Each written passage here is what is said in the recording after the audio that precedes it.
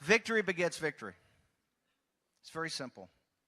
We keep winning, and good things are going to happen. We keep winning, and your country's going to be saved.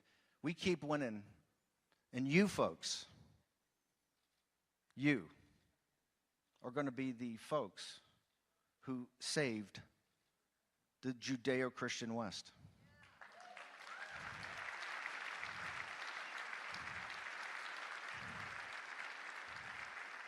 Now, we don't have anything to offer you except a lot of work. And we're going to lose, by the way. They're going to be gray skies, and we're going to lose. We're going to lose some. It's not going to be all victories.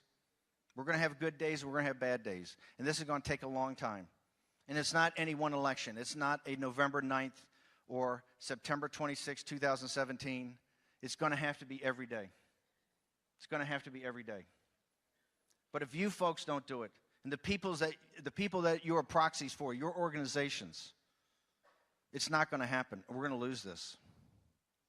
But I can guarantee you one thing. There are good men and women out there that saw the lesson of Judge Moore and Donald Trump. Because the lesson that the media, the opposition party, and the money on Wall Street and the permanent political class tried to do was to say, if you stand up, you'll be destroyed. If you go against what they stand for, you will be destroyed. But folks out there know, if you have their back, you are the key that picks the lock.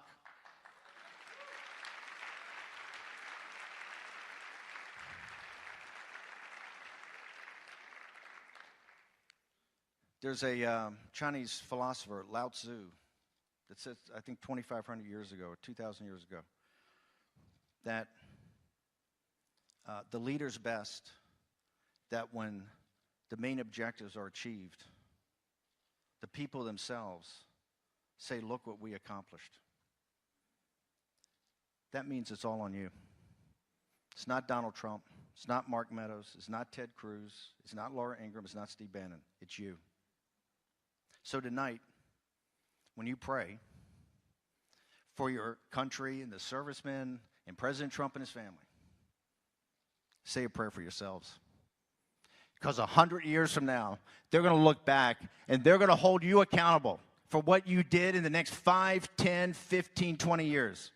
And if we stick together and show the same tenacity, the same grit, the same courage as you showed in Alabama, we're going to win and they're going to lose. Now, why is this a populist revolt? It's real simple.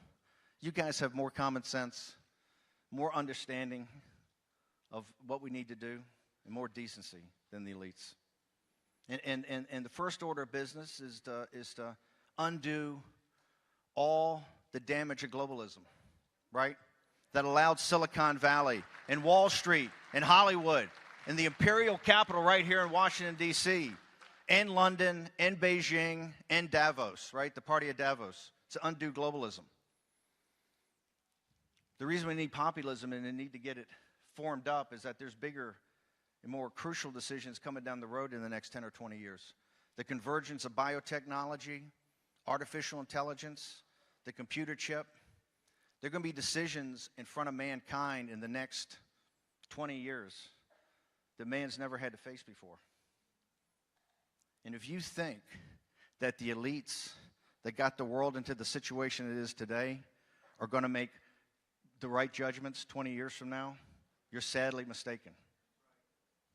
It's folks like you that have to tell folks this is not a science experiment. This is not an engineering exercise. You're free men and women in the greatest republic in the history of Earth.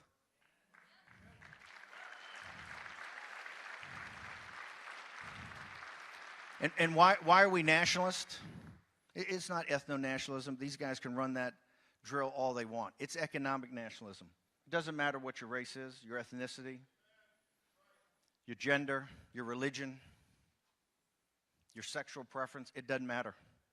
It does not matter. As long as you're a citizen of this republic, that's what matters. Economic nationalism is what binds us together.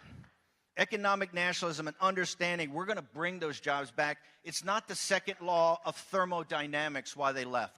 There's no inexorable law that took those jobs to Asia.